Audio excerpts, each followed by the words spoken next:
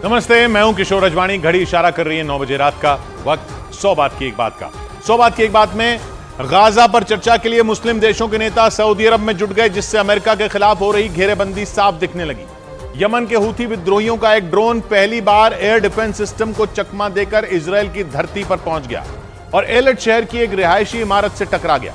Gaza के 2 सबसे बड़े अस्पतालों, शिफा अस्पताल और अल कुद्स अस्पताल पर इजरायल की फौज ने बड़ा हमला करने के बाद वहां स्पेशल फोर्सेस के जवानों को तैनात कर दिया और दक्षिण चीन सागर में चीन और फिलीपींस की नौसेनाओं के बीच ऐसा विवाद भड़का, जिसके बाद समंदर में चीन के खिलाफ 5 बड़े देशों की सेनाएं जंग के लिए तैयार दिखने लगी। बड़ी खबर आई इजरायल और अमेरिका के खिलाफ हो रही मुस्लिम देशों की सबसे बड़ी घेरेबंदी पर।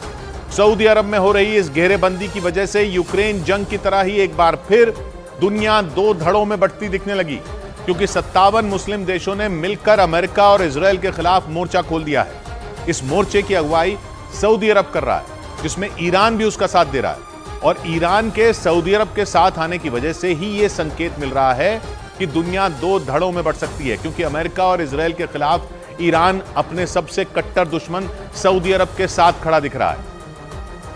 इसीलिए माना जा रहा है कि तमाम मुस्लिम देश अपने मतभेदों को भुलाते हुए एकजुट हो रहे हैं और इन 2 धड़ों में एक तरफ अमेरिका और उसके साथ खड़े देश हैं, तो दूसरी तरफ मुस्लिम देशों के साथ रूस और चीन दिख रहे हैं। यही नहीं, मुस्लिम देश अपनी एकजुटता दिखाने और अपनी आगे की रणनीति बनाने के लिए अहम बैठक करने वाले हैं।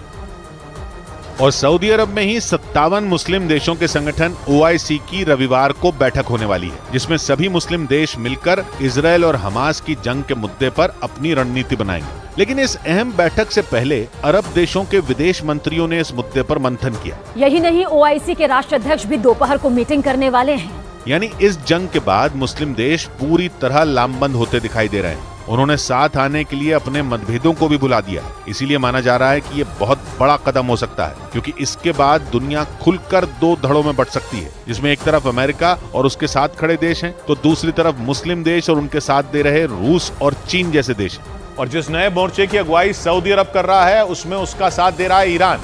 माना जा रहा है कि ईरान इस जंग में बड़ा खिलाड़ी है, जो पहले से ही अमेरिका और इजरायल का सबसे बड़ा दुश्मन है। लेकिन इस जंग की शुरुआत के बाद अमेरिका और इजरायल ईरान पर और भड़क गए, क्योंकि इन दोनों देशों का आरोप है कि हमास को भड़काने वाला कोई और नहीं बल्कि ईरान ही, और उसी के इशारे पर हमास के लड़ाकों ने 7 अक्टूबर को इजरायल के अलग अलग शहरों पर हमला कर पूरी दुनिया को दहला दिया था। क्योंकि ईरान और इजरायल के बीच लंबे वक्त से 36 का आंकड़ा है, जबकि अमेरिका भी उसे अपना बड़ा दुश्मन मानता है। माना जाता है कि अमेरिका और इजरायल के खिलाफ जितने भी चरमपंथी संगठन मौजूद हैं, उनकी मदद ईरान ही करता है। आरोप है कि पहले उसने हमास को उकसाया, उसके बाद हूथी लड़ाकों को जंग में उतार दिया और अब वो हिजबुल्लाह की भी जंग में सीधी एंट्री करवाने की फिराक में है। यानी ईरान ने ऐसा खेल कर दिया कि फिलिस्तीन के नाम पर दुनिया के सभी मुस्लिम देश एकजुट हो गए। और ईरान का इस बार सऊदी अरब के साथ खड़े होना बड़ी बात है। इसे मुस्लिम देशों की अभूतपूर्व एकता की निशानी के तौर पर भी देखा जा रहा है, क्योंकि ईरान और सऊदी अरब के बीच दशकों से इस बात की होड़ थी कि मुस्लिम देशों में सबसे बड़ा नेता कौन है। वो दोनों खुद को मुस्लिम देशों का लीडर मानते थे। यही नहीं, उनमें शिया और सुन्नी मुद्दे पर भी विवाद था, क्योंकि ईरान जहां शिया बहुल देश है, तो सऊदी अरब में सुन्नी समुदाय के लोगों की आबादी ज्यादा है। इन्हीं सब वजहों से ईरान और सऊदी अरब एक दूसरे को देखना तक पसंद नहीं करते थे। हालांकि इसी साल चीन ने मध्यस्थता कर इन दोनों देशों की दोस्ती करा दी थी, लेकिन ये दोस्ती महज दिखावे के लिए थी, क्योंकि उसके बाद कभी भी उनमें बातचीत नहीं हुई। लेकिन इजरायल और हमास की जंग ने इन 2 कट्टर दुश्मनों को भी एक साथ ला दिया, और अब तो ईरान भी सऊदी अरब में जंग के मुद्दे पर रविवार को होने वाली बैठक में शामिल होने वाला है। उम्मीद जताई जा रही है कि सऊदी अरब में OIC की होने वाली बैठक में ईरान के राष्ट्रपति इब्राहिम रईसी भी शामिल हो सकते हैं।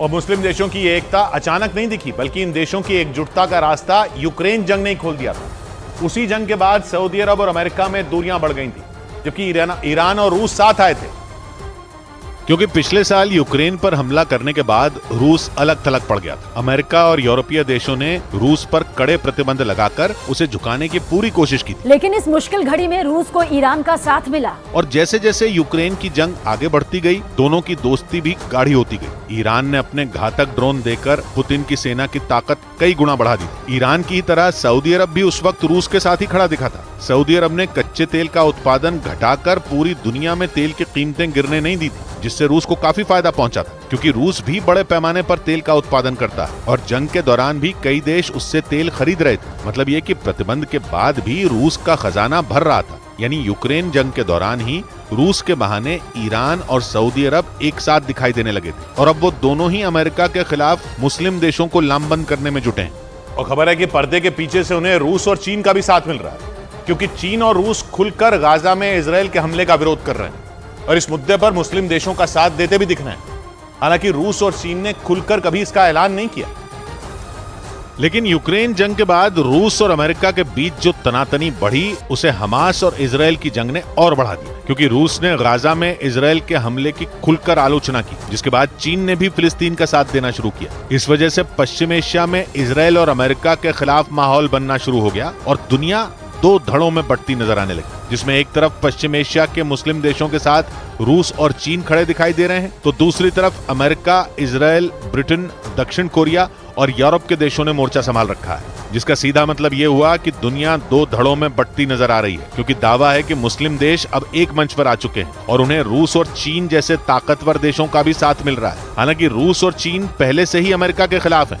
ऊपर से तुर्की ने मुस्लिम देशों से एकजुट होने की अपील कर अमेरिका की टेंशन बढ़ा दी, क्योंकि तुर्की एक नेटो देश है और तुर्की का हमास के लिए समर्थन जुटाने का मतलब नेटो में फूट पड़ना है, वो भी तब जब अमेरिका को समर्थन की जरूरत सबसे ज्यादा हो। नेटो का सदस्य होने के बावजूद तुर्की ने अमेरिका और इजरायल के खिलाफ मोर्चा खोल दिया। तुर्की के राष्ट्रपति एर्दोआन ने सारे मुस्लिम देशों से एकजुट होने की अपील कर दी। उन्होंने ये तक कह दिया कि यूरोप में छोटी सी घटना पर एकजुटता दिखाने वाले देश गाजा पट्टी पर चुप है, जबकि वहां 11,000 लोगों की जान जा चुकी है। तुर्की के राष्ट्रपति की अपील अमेरिका के होश उड़ाने वाली है। तुर्की इससे पहले यूक्रेन जंग के दौरान भी अमेरिका की टेंशन बढ़ा चुका है। फिनलैंड और स्वीडन को नेटो का सदस्य बनाने के रास्ते में भी तुर्की महीनों तक अड़ंगा लगाए बैठा रहा और अब गाजा पट्टी में चल रही जंग के मुद्दे पर तो तुर्की ने इजरायल के खिलाफ मोर्चा खोल दिया। तुर्की एक ताकतवर मुस्लिम देश है, जहाँ नेटो के परमाणु बमों के ठिकाने भी हैं। अगर तुर्की का साथ अमेरिका के खिलाफ खड़े हो रहे धड़े को मिल गया तो अमेरिका के लिए ये बहुत बड़ा झटका होगा। ऊपर से पाकिस्तान जैसे छोटे मुल्क भी अमेरिका को आंख दिखाने लगे हैं। एक दिन पहले ही आतंकी संगठन टीटीपी को मिल रहे हथियारों के लिए पाकिस्तान ने अमेरिका को जिम्मेदार ठहरा दिया और ये साफ संकेत दे दिया कि वो भी अमेरिका के खिलाफ मोर्चा खोलने के लिए तैयार बैठा है। जबकि पाकिस्तान तो वो मुल्क है जो अमेरिका से मिले हथियारों के बूते ही ताकतवर होने का गुमान पालता है। कंगाली और बदहाली में जी रहे पाकिस्तान के लोग भी अमेरिका से खैरात की आस लगा रहे हैं, लेकिन इतनी बुरी हालत में भी पाकिस्तान ने अमेरिका पर बड़ा हमला बोल दिया। पाकिस्तान ने टीटीपी के हमलों के लिए अमेरिका को दोषी बता दिया। अमेरिका की सेना 2021 में अफगानिस्तान से निकली थी और दावा किया जाता है कि उस वक्त अमेरिका के बहुत सारे हथियार अफगानिस्तान में ही रह गए थे। पाकिस्तान आरोप लगा रहा है कि अमेरिका का वो गैर जिम्मेदाराना बर्ताव आतंकियों के हाथ मजबूत होने की वजह बन गया। इसीलिए अमेरिका के खिलाफ मुस्लिम देशों का एक मजबूत गठजोड़ बनता दिखने लगा। एक ऐसा गठजोड़ जिसमें शिया देश भी हैं और सुन्नी देश भी हैं, कमजोर देश भी हैं और ताकतवर देश भी हैं, बड़े देश भी हैं, छोटे देश भी हैं। खासतौर पर तब जब जंग केवल गाजा पट्टी में नहीं छिड़ी, बल्कि 7 अक्टूबर के बाद से पश्चिम एशिया के कई हिस्से जंग की आग में झुलस रहे हैं। गाजा पट्टी के अलावा इराक में भी जंग तेज हो चुकी है। सीरिया में भी अमेरिकी फौज के ठिकानों पर हमले तेज हो चुके हैं। यमन के हूती विद्रोही भी सक्रिय हो चुके हैं और पश्चिम एशिया के अलग अलग हिस्सों में सक्रिय चरमपंथी संगठन भी नए सिरे से हमलों की तैयारियों में जुटे दिख रहे हैं। लेकिन पश्चिम एशिया में खुले जंग के अलग अलग मोर्चों में एक बात बिल्कुल एक जैसी है, वो ये कि इन सभी जगहों पर निशाने पर कहीं न कहीं अमेरिका या उसके सहयोगी ही हैं। इसलिए अमेरिका के खिलाफ हो रही ये घेरेबंदी कुछ ऐसी ही है जैसे उसके सारे दुश्मन एक हो रहे हों और इसीलिए सऊदी अरब में बन रहा इन देशों का गठजोड़ अमेरिका के लिए बड़ा सिरदर्द साबित हो सकता है। क्योंकि अमेरिका के लिए टेंशन सिर्फ मुस्लिम देशों की सेनाएं नहीं हैं, बल्कि मुस्लिम देशों की वो सेनाएं भी हैं जो छुपकर वार करने में माहिर हैं। यानी अमेरिका के खिलाफ गुरिल्ला वॉर छिड़ सकते हैं और कई जगहों पर तो अमेरिका के खिलाफ ऐसी लड़ाई शुरू भी हो चुकी है, जिसमें अमेरिका के खिलाफ कई चरमपंथी संगठन ऐलाने जंग कर चुके हैं। इनमें हूथी, हिजबुल्ला और हमास का ही नाम नहीं है, बल्कि इराक और सीरिया में ईरान और रूस के समर्थन वाले दर्जनों संगठन हैं, जिनके पास न हथियारों की कमी है और न ही लड़ाकों की कमी है और न अमेरिका के खिलाफ लड़ने की वजहों की कमी है। अगर इन चरमपंथी संगठनों के साथ अमेरिका की जंग तेज हो गई तो हार या जीत किसी की भी हो, अमेरिका का तगड़ा नुकसान जरूर होगा। मतलब यह कि अगर दुनिया दो धड़ों में बटी और जंग की तरफ बढ़ी तो उस जंग से पहले ही ये संगठन अमेरिका के हाथ कमजोर कर चुके होंगे। इसीलिए इजराइल की जंग अमेरिका के लिए भारी पड़ रही है। 7 अक्टूबर के बाद से अमेरिका ने अपने 3 बड़े जहाज पश्चिम एशिया में भेजे हैं। इसके अलावा हथियारों की तैनाती भी उसने वहां कई गुना बढ़ा दी है। बड़ी खबर आई इजराइल के खिलाफ जंग का नया मोर्चा खोलने वाले हूथी विद्रोहियों से जुड़ी। हूथी विद्रोही तीसरे विश्व युद्ध की नई वजह बनते नजर आए, क्योंकि उन्होंने एक बार फिर इजराइल पर मिसाइलें दागी। यही नहीं, हूथी लड़ाकों ने कुछ लड़ाकू ड्रोन भी इजराइल पर हमले के लिए भेजे, जिनमें एक एलर्ट में एक इमारत से टकरा गया, जिसकी पुष्टि खुद इजराइल की सेना ने की। ऐसा पहली बार हुआ जब हूथी विद्रोहियों का कोई ड्रोन इजराइल में घुसा, जबकि इससे पहले इजराइल और अमेरिका ने हूथी लड़ाकों की मिसाइलों को इजराइल में घुसने से पहले ही मार गिराया था।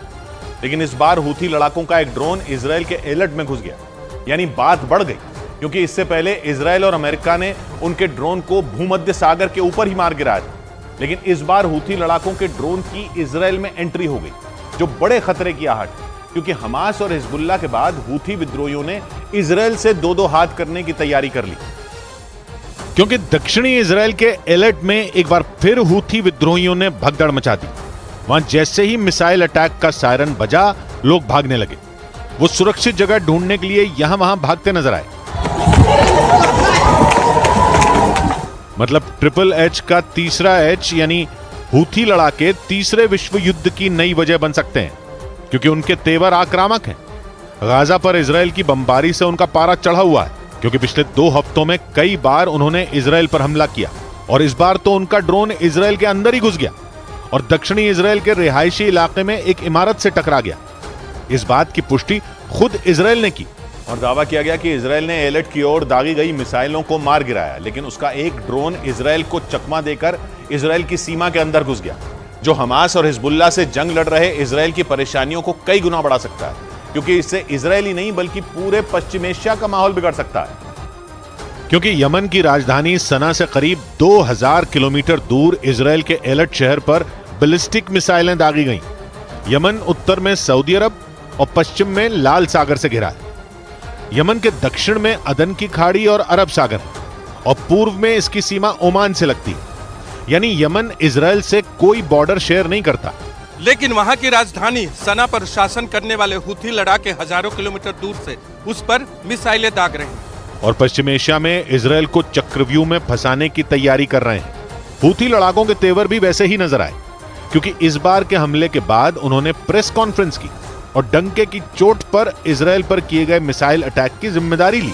دفعة من الصواريخ البالستية على أهداف مختلفة وحساسة للكيان الإسلامي। यानी हूथी विद्रोही केवल हमला नहीं कर रहे, बल्कि दुनिया को चीख कर उसके बारे में बता भी रहे हैं, क्योंकि वो गाजा में लोगों की मौत से भड़के हुए हैं और खुलकर हमास और हिजबुल्लाह की राह पर चल रहे हैं। और उनके इसी तेवर की वजह से वो तीसरे विश्व युद्ध की वजह बन सकते हैं, क्योंकि उसने इजराइल में केवल ड्रोन से अटैक नहीं किया, बल्कि उस पर खतरनाक बैलिस्टिक मिसाइलें भी दागी, जो लाल सागर से होती हुई दक्षिणी इजराइल के एलर्ट शहर में गिरने वाली थी। लेकिन इजराइल ने लाल सागर से आती हुई इन बैलिस्टिक मिसाइलों को मार गिराने का दावा किया, क्योंकि दक्षिणी इजराइल के एलर्ट शहर में उसका एरो 3 मिसाइल डिफेंस सिस्टम तैनात है, जिसने हूथी विद्रोहियों की मिसाइलों को पहचान कर मार गिराया। לחימה נמשכת, אין הפסקת אש, אנחנו חוזרים על זה, אין הפסקת אש, אנחנו ממשיכים להילחם।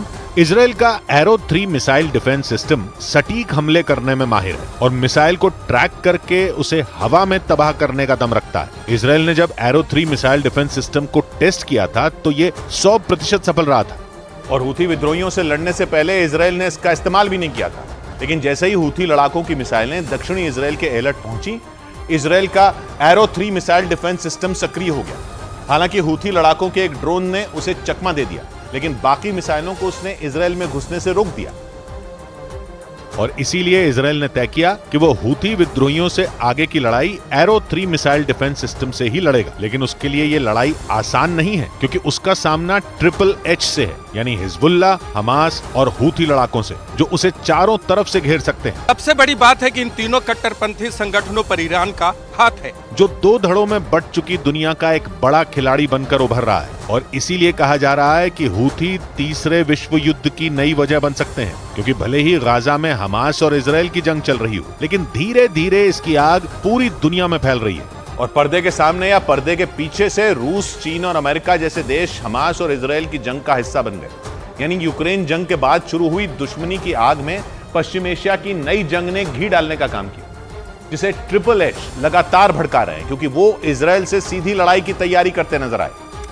और इसीलिए यमन के हूथी विद्रोहियों की दागी गई एक एक मिसाइल को तीसरे विश्व युद्ध की ओर बढ़ता कदम माना जा रहा है, क्योंकि जिस तरह से पश्चिम एशिया में जंग के अलग अलग मोर्चे खुल रहे हैं, खतरा बढ़ रहा है। क्योंकि केवल पश्चिम एशिया की गाजा पट्टी में ही जंग नहीं चल रही है, बल्कि सीरिया और इराक में भी माहौल खराब होना शुरू हो गया, क्योंकि वहां अमेरिका और ईरान आमने सामने आ गए और एक दूसरे के ठिकानों को निशाना बनाने लगे। जिसके बाद यमन भी जंग में कूदता दिखा, क्योंकि उसने इजराइल पर बैलिस्टिक मिसाइलें दागी, जिससे भूमध्य सागर से लाल सागर तक युद्ध की आग धधक सकती है।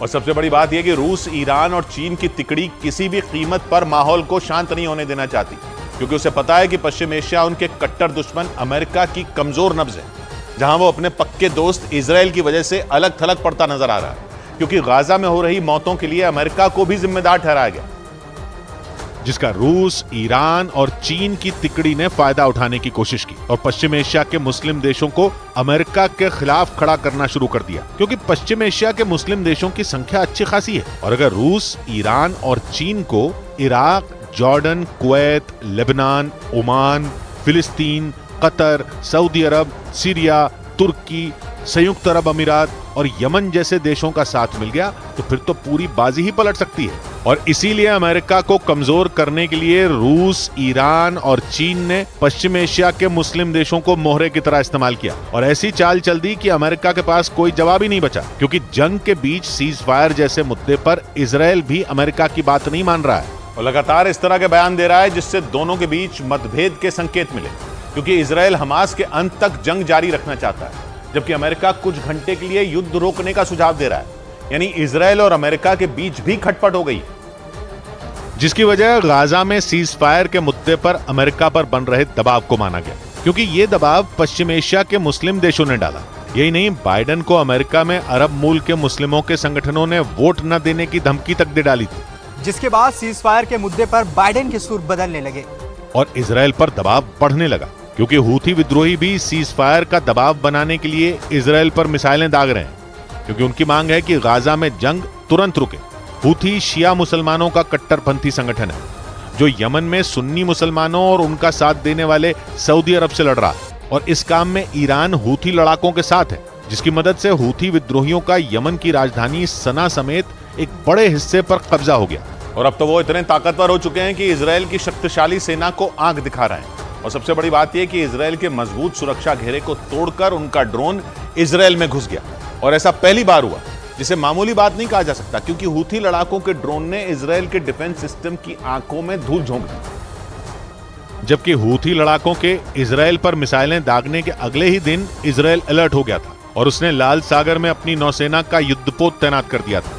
उसका एरो 3 मिसाइल डिफेंस सिस्टम भी काम पर लग गया था। लेकिन इतने कड़े सुरक्षा घेरे को तोड़कर हूथी लड़ाकों का एक ड्रोन इजराइल के अलर्ट में घुस गया। और ऐसा पहली बार हुआ जो सीधे सीधे इजराइल की सुरक्षा व्यवस्था को चुनौती देता है। क्योंकि अगर हूथी विद्रोहियों का एक ड्रोन इजराइल के डिफेंस सिस्टम को चकमा दे सकता है, तो ये सिलसिला आगे भी बढ़ सकता है। यानी हूथी लड़ाकों ने आंखों में आंखें डालकर इजराइल को चुनौती दी और इसीलिए माना जा रहा है कि वो तीसरे विश्व युद्ध में बड़ी भूमिका निभा सकते हैं। क्योंकि हूथी विद्रोही इजराइल के खिलाफ लड़ने वाले ट्रिपल एच का हिस्सा हैं और यही सबसे बड़ी परेशानी की बात है। क्योंकि हमास और इजराइल की जंग के बाद ट्रिपल एच एक बड़ा खतरा बनकर उभरे, क्योंकि ये केवल इजराइल से ही नहीं बल्कि इजराइल का साथ देने वाले अमेरिका से भी लड़ने के लिए तैयार नजर आए। क्योंकि एक दिन पहले ही हूथी विद्रोहियों ने यमन के नजदीक अमेरिका के खतरनाक MQ-9 रीपर ड्रोन को मार गिराया था। यानी हूथी लड़ाकों ने अमेरिका के सबसे खतरनाक ड्रोनों में एक को मार गिराया और सीधा अमेरिका से भिड़ गए, जिसे हूथी लड़ाकों की इजराइल के साथ साथ अमेरिका से लड़ने की तैयारी माना गया, जो खतरे की ऐसी घंटी है जो महाविनाश को न्योता दे सकती है। क्योंकि HHH कहे जाने वाले हमास, हिजबुल्लाह और हूथी अमेरिका जैसे ताकतवर देश के सामने खड़े होने की तैयारी करते दिखाई दिए। हूथी विद्रोही तो अमेरिका के ड्रोन को मारकर सीधा ही उससे भिड़ गए और दुनिया को संकेत देने लगे कि अगर तीसरा विश्व युद्ध हुआ तो वो उसकी एक बड़ी वजह हो सकते हैं। ब्रेकिंग न्यूज है उत्तरी गाजा से। खबर है कि इजराइल की सेना ने वहां मौजूद शिफा अस्पताल को चारों तरफ से घेर लिया है। इजराइल ने वहां अपने खतरनाक टैंकों को उतार दिया है। शिफा अस्पताल के पास हमास के लड़ाकों और इजराइल के सैनिकों के बीच आमने सामने की लड़ाई शुरू हो गई है। दोनों तरफ से जारी भीषण गोलीबारी की वजह से आसपास के इलाकों में भी अफरा तफरी मच गई है और लोग जान बचाने के लिए वहां से भागने को मजबूर हो गए, क्योंकि शिफा अस्पताल में ही हमास का कमांड सेंटर होने का दावा किया जाता है और इजराइल के मुताबिक हमास के लड़ाकों को आदेश वहीं से मिलता है। नीरज हमारे साथ जुड़ रहे हैं इजराइल से। नीरज, क्या पता चल रहा है इस पर? जी किशोर, गाजा सिटी के शिफा अस्पताल में, जिसे IDF के लोगों का कहना है कि वो आतंकियों का सेंटर है, मुख्यालय है और कमांड सेंटर है, वहां लगातार हमले जारी हैं। तोप और टैंक के अलावा हवाई हमले भी जारी हैं और चारों तरफ से IDF के जवानों ने शिफा अस्पताल को घेर रखा है। आतंकियों के साथ भी फायरिंग हो रही है और एक के बाद एक 5 धमाके हुए जो गाजा से खबरें मिली। कल इसी तरह के हमले में शिफा अस्पताल के क्वार्टर में 50 आतंकियों के ढेर होने की खबर थी और IDF ने इस तरह का बयान दिया था। तो लगातार शिफा अस्पताल पे फोकस है और अगर शिफा अस्पताल पे कब्जा कर लिया IDF के जवानों ने तो समझ लीजिए कि हमास के खिलाफ उनकी आधी लड़ाई पूरी हो जाएगी। और इसी वजह से इजराइल ने हमास की कमर तोड़ने के लिए उत्तरी गाजा में मौजूद शिफा अस्पताल पर सबसे बड़ी स्ट्राइक कर दी और इजराइल के सैनिक वहां हमास के लड़ाकों को ढूंढ ढूंढ कर उन्हें मौत दे रहे हैं। लेकिन दावा किया गया कि हमास के लड़ाके भी वहां इजरायली फौज पर पलटवार करने का कोई मौका नहीं चूक रहे। हालांकि इजराइल ने पूरी तैयारी के साथ शिफा अस्पताल पर धावा बोला और टैंकों के साथ अस्पताल के आसपास के इलाके को घेर कर बमबारी शुरू कर दी, जिसका एक वीडियो भी सामने आया जिसमें दिखा कि शिफा अस्पताल के करीब एक विस्फोट के बाद लोग दहशत में आ गए और जान बचाकर भागने लगे। दावा किया गया कि इजराइल के इस एक्शन से भड़के हमास के लड़ाकों ने जोरदार पलटवार कर दिया, जिसके बाद दोनों तरफ से ऐसी गोलीबारी हुई कि आसपास के इलाके में हड़कंप मच गया और खौफ में आए सैकड़ों परिवारों ने वो इलाका छोड़ दिया। लेकिन शिफा अस्पताल में बड़ी संख्या में लोग मौजूद हैं जो वहां से निकलने के लिए सफेद झंडे तक लहरा रहे हैं। लेकिन इजराइल ने आरोप लगाया कि उस अस्पताल में मौजूद हमास के लड़ाके वहां से लोगों को निकलने नहीं दे रहे और अस्पताल से निकलने की कोशिश कर रहे लोगों पर गोलियां बरसा रहे हैं। इजराइल के मुताबिक शिफा अस्पताल में घिरे हमास के लड़ाके वहां मौजूद आम लोगों का इस्तेमाल एक ढाल की तरह कर रहे हैं ताकि उन्हें इजराइल की फौज के हमलों से बचकर निकलने का मौका मिल सके। इजराइल के मुताबिक भारी गोलीबारी के बीच अस्पताल से निकलने के लिए लोग सफेद झंडे लहरा रहे हैं, लेकिन हमास के लड़ाके उनको निकलने नहीं दे रहे हैं। इजराइल के मीडिया के मुताबिक हमास के लड़ाके अपने कमांड सेंटर को बचाए रखने के लिए किसी भी हद तक जाने को तैयार दिख रहे हैं। यही वजह है कि वो अपने ही लोगों को गोलियों का निशाना बनाने से भी नहीं चूक रहे। लेकिन दावा किया गया कि इजराइल इस बार वहां कोई रहम बरतने के मूड में नहीं है, क्योंकि इजराइल की सेना का मानना है कि हमास ने शिफा अस्पताल के नीचे अपना कमांड सेंटर बना रखा है, जहां से इजराइल पर हमले का आदेश दिया जाता है। इजराइल की सेना ने एक रोज पहले ही दावा किया कि हमास उत्तरी गाजा से अपना कंट्रोल खो चुका है और वहां उसके ज्यादातर ठिकाने बर्बाद किए जा चुके हैं। ऐसे में शिफा अस्पताल उसका आखिरी बड़ा ठिकाना हो सकता है। इसीलिए इजराइल की सेना उस पर पूरी ताकत के साथ टूट पड़ी, क्योंकि इजराइल का दावा है कि गाजा का सबसे बड़ा अस्पताल कहा जाने वाला शिफा अस्पताल हमास का कमांड सेंटर है और अस्पताल के ठीक नीचे हमास की सुरंगें मौजूद हैं, जिनमें जाने का रास्ता शिफा अस्पताल के वार्ड से होकर जाता है। यही नहीं, इजराइल की सेना के मुताबिक हमास ने अस्पताल के करीब ही हथियारों का एक गोदाम भी बना रखा है, जिसमें एक से बढ़कर एक खतरनाक हथियार रखे हैं, जिनका इस्तेमाल हमास के लड़ाके इजराइल पर हमले के लिए करते हैं। शिफा अस्पताल के नीचे हमास का ठिकाना होने के दावे को साबित करने के लिए इजराइल ने जंग के दौरान पकड़े गए हमास के लड़ाकों का एक वीडियो भी जारी किया, जिसमें हमास के 2 लड़ाके नजर आए, जिनसे इजराइल के अधिकारी सवाल जवाब करते दिखाई दिए। इस पूछताछ के दौरान उन लड़ाकों ने कबूल किया कि हमास ने शिफा के साथ साथ गाजा के कई अस्पतालों के नीचे सुरंगों में अपने ठिकाने बनाए हुए हैं। مثلا الشفا فيها طابق بضعه ممكن بالبضعه। यही नहीं, वीडियो में एक लड़ाके ने यह भी बताया कि जंग के दौरान हमलों से बचने के लिए हमास एम्बुलेंस का भी इस्तेमाल कर रहा है, जिनके जरिए हथियारों और लड़ाकों को एक जगह से दूसरी जगह तक पहुंचाया जाता है।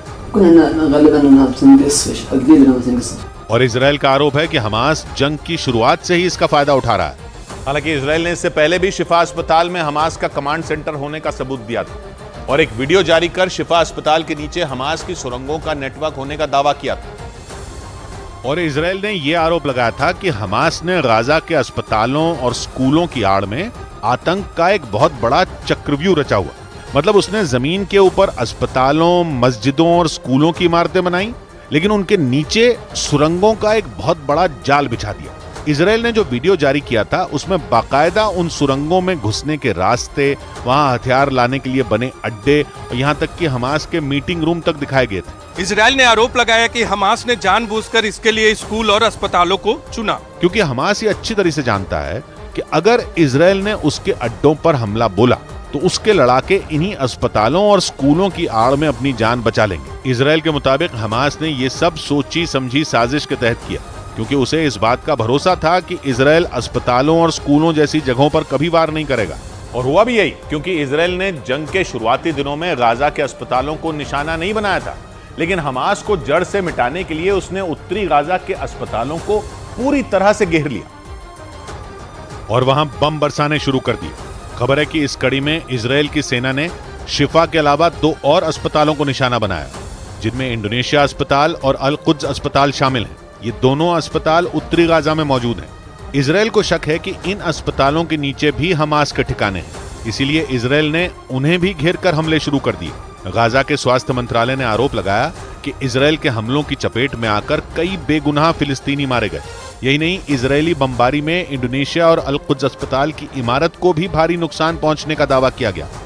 इस बीच इजराइल ने हमास की सबसे बड़ी ताकत माने जाने वाली उसकी सुरंगों का पता लगाने के लिए अपने जासूसी ड्रोन उतार दिए, क्योंकि इजराइल की सेना का दावा है कि हमास की सुरंगों का जाल गाजा के अस्पतालों, स्कूलों और मस्जिदों से होकर गुजरता है और इजराइल पर हमले के बाद हमास के लड़ाके उन सुरंगों में छिप जाते हैं, जिसकी वजह से इजराइल की सेना को उन्हें ठिकाने लगाने में परेशानी होती है। क्योंकि दावा है कि हमास ने गाजा में 500 किलोमीटर लंबी सुरंगें बना रखी, जो घनी आबादी वाले इलाकों से होकर गुजरती हैं। और हमास की इन सुरंगों का पता लगा पाना इजराइल की सेना के साथ वहां की खुफिया एजेंसी मोसाद के लिए भी चुनौती बन गया है। इजराइल के मीडिया के मुताबिक इसीलिए इजराइल ने अपने सबसे ताकतवर जासूसी ड्रोन एल्बिट हर्मेस 450 को गाजा में उतार दिया, ताकि जमीन के नीचे बसी हमास की दुनिया का नक्शा निकाला जा सके और वहां छिपे हमास के एक एक लड़ाके को मौत के घाट उतारा जा सके। क्योंकि इजराइल के मीडिया का दावा है कि इजराइल का ये जासूसी ड्रोन निगरानी के लिए बेहद कारगर है।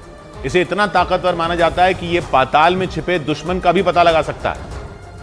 और ऐसा इसलिए क्योंकि एल्बिट हर्मेस 450 ड्रोन को जासूसी के लिए बेहद सटीक माना जाता है।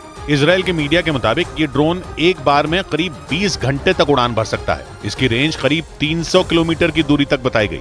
एल्बिट हर्मेस 450 ड्रोन करीब 170 किलोमीटर प्रति घंटा की रफ्तार से उड़ान भर सकता है और सबसे खास है इसका रेडार सिस्टम, जो जमीन के नीचे होने वाली हलचल का भी पता लगा सकता है, वो भी 18,000 फीट की ऊंचाई पर उड़ान भरते हुए। ऐसे में इस ड्रोन के गाजा में पहुंचने से इजराइल की सेना के लिए हमास की सुरंगों का पता लगाना आसान हो सकता है। इस बीच उत्तरी गाजा में इजराइल की सेना ने ताबड़तोड़ बमबारी कर वहां हमास के ट्रेनिंग सेंटर को तबाह कर देने का दावा किया। बताया गया कि इजराइल के सैनिक वहां शिफा अस्पताल के करीब पहुंच गए और हमास के लड़ाकों पर मौत बनकर टूट पड़े, क्योंकि इजराइल अब किसी भी कीमत पर युद्ध के मोर्चे पर पीछे नहीं हटना चाहता, इसलिए वो गाजा को हर तरफ से घेरने में जुटा है। बताया गया कि इजराइल की सेना ने उत्तरी गाजा के अलग अलग इलाकों में एयर स्ट्राइक की और हमास के ट्रेनिंग सेंटरों को नेस्त नाबूद कर दिया, जिसमें हमास के खूंखार लड़ाके घातक हमलों के लिए तैयार किए जाते थे। लेकिन उन ट्रेनिंग सेंटरों को इजराइल की फौज ने मलबे में तब्दील कर दिया। इजराइल के रक्षा मंत्रालय ने दावा किया कि शिफा अस्पताल के पास ही हमास का कमांड सेंटर और कई नेताओं के दफ्तर थे, जिन पर 7 अक्टूबर को हुए हमलों के बाद से ही इजराइल की सेना घात लगाए बैठी थी। लेकिन हमास से निपटना इतना आसान नहीं था। इसलिए इजराइल की सुरक्षा एजेंसी शिन बेट और सेना ने बड़े हमले की रणनीति बनाई, जिसके बाद इजराइल के सैनिकों ने हमास को मिट्टी में मिलाने के लिए अपना दांव चल दिया। और हमास के ठिकानों पर ही नहीं, बल्कि इजराइल की सेना ने तो हमास के हथियारों से भरे ट्रकों को भी तबाह कर दिया, क्योंकि इजराइल अब हमास को घुटनों पर लाने की कसम खा चुका है। इसलिए गाजा के जबालिया में इजराइल की सेना ने एक के बाद एक जबरदस्त बमबारी की।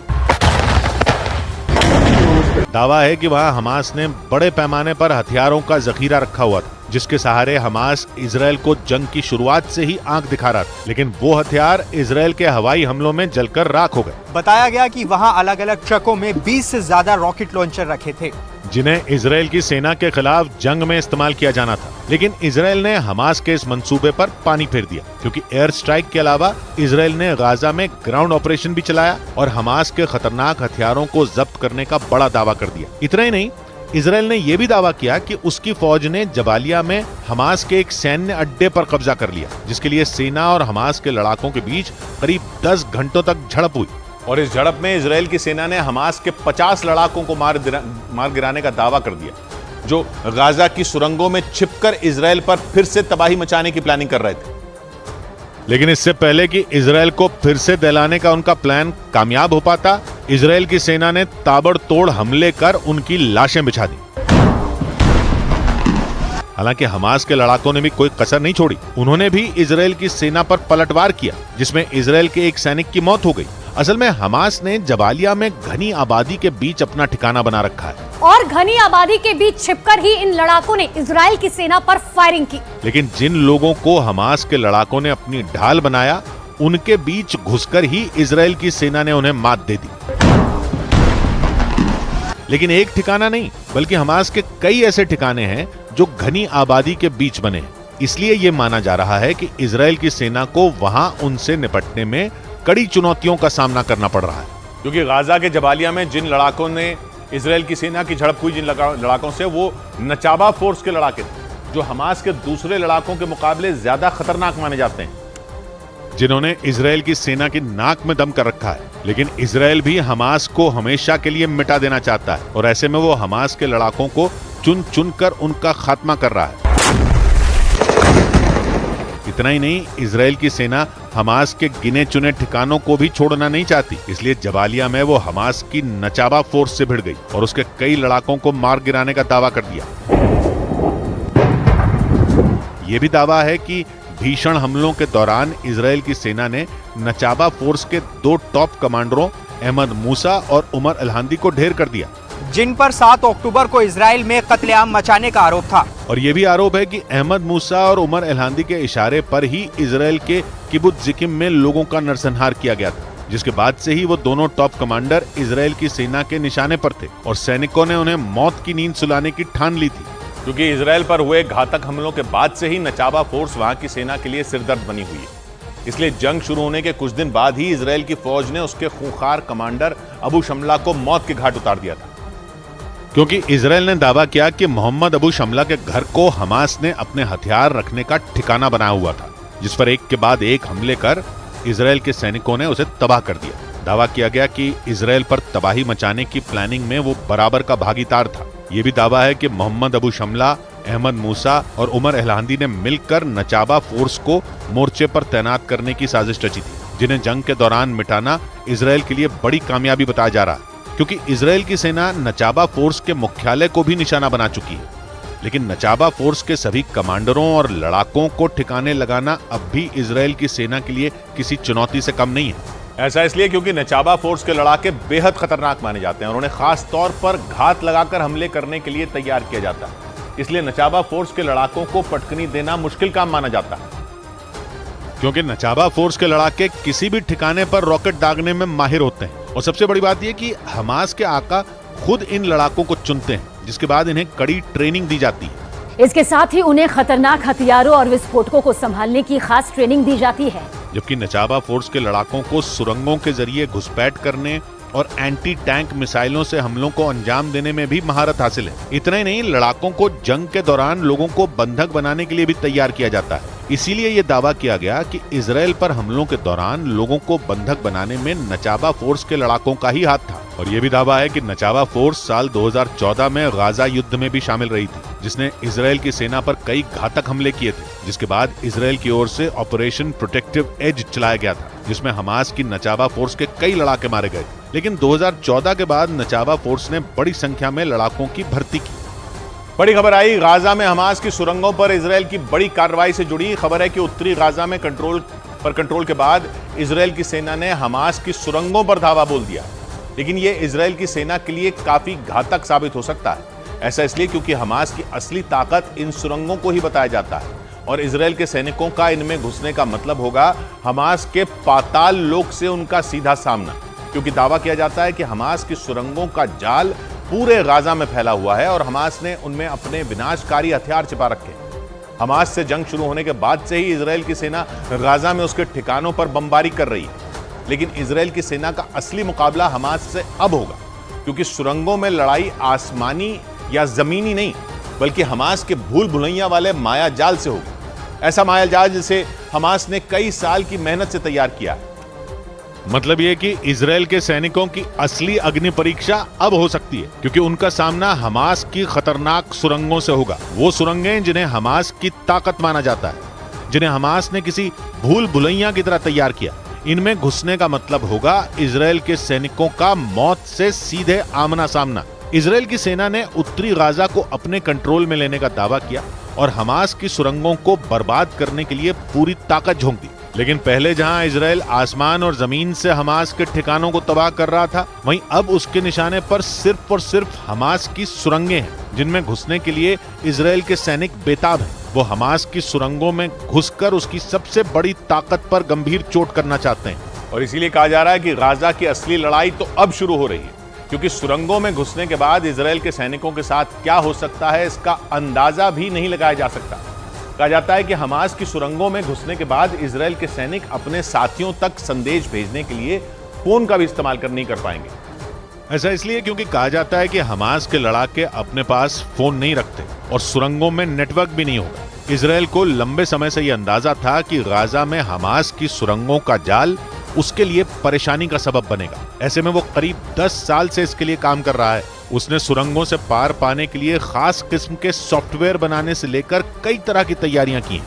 लेकिन इसके बावजूद सुरंगों के नेटवर्क से पार पाना इजराइल के लिए आसान नहीं है, क्योंकि कहा जाता है कि हमास की सुरंगें पूरी तरह रहस्यमयी हैं और इनके बारे में गाजा के लोगों को भी ज्यादा कुछ नहीं पता।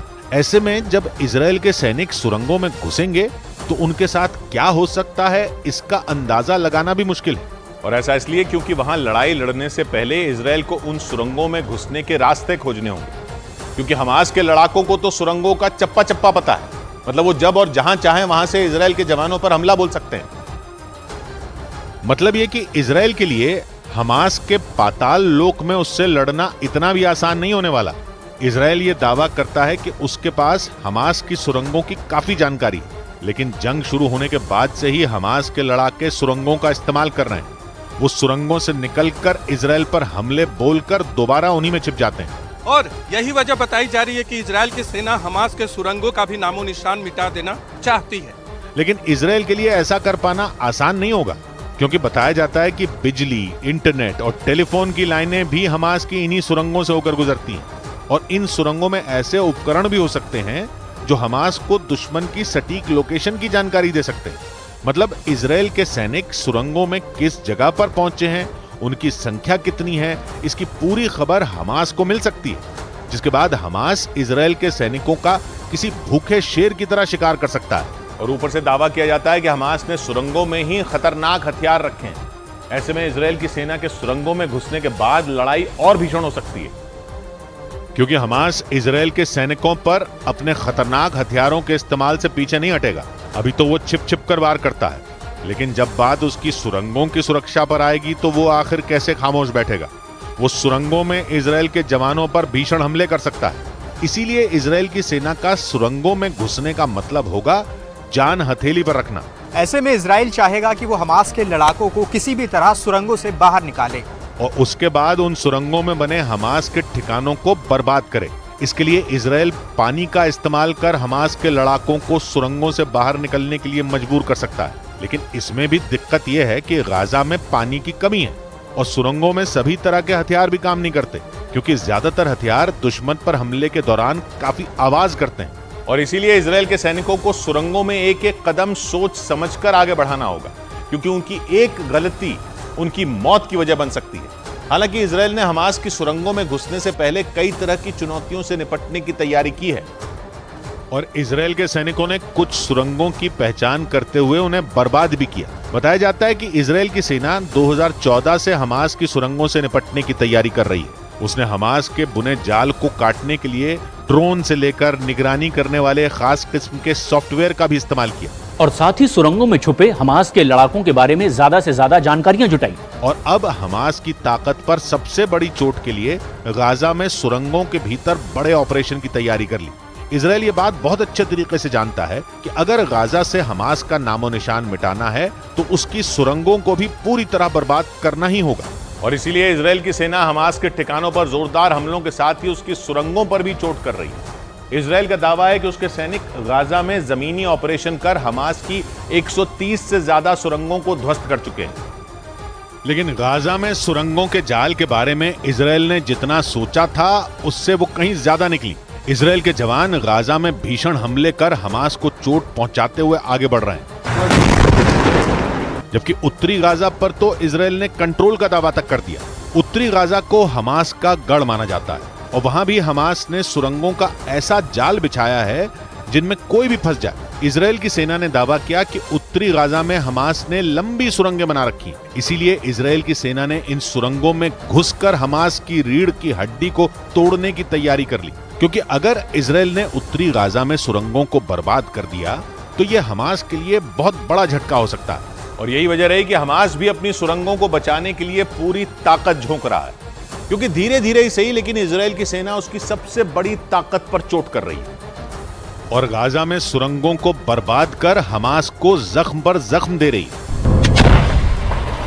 लेकिन इसकी कीमत इजराइल को भी चुकानी पड़ी है। इजराइल के मीडिया के मुताबिक गाजा में जमीनी ऑपरेशन में नेतन्याहू की सेना अपने करीब 40 जवान गंवा चुकी है और इसलिए इजराइल हमास की सुरंगों को बर्बाद करने के लिए वक्त ले रहा है। हमास और इजराइल की जंग को 1 महीने से ज्यादा हो चुका है, लेकिन इजराइल ने हमास की सुरंगों पर बहुत बड़ी चोट नहीं की, क्योंकि ऐसा करना इजराइल के लिए भी मुसीबत खड़ी कर सकता है। इसीलिए सुरंगों में हमास कितना ज्यादा ताकतवर है, इजराइल इसकी पूरी जानकारी जुटा रहा है ताकि अच्छी तैयारी के साथ सुरंगों पर ऐसे हमले किए जाएं कि उनका गाजा से वजूद ही मिट जाए और कोई भी उन सुरंगों का दोबारा इस्तेमाल न कर सके। लेकिन इजराइल की सेना सुरंगों पर हमले से पहले अपने बंधुकों को लेकर भी अलर्ट हो गई, क्योंकि आशंका जताई जा रही है कि हमास ने इजराइल के बंधुकों को इन्हीं सुरंगों में छिपा कर रखा है। और ऐसे में अगर सुरंगों पर इजराइल ने ताबड़तोड़ हमला बोल दिया तो बंधुकों की जान पर भी आ सकती है।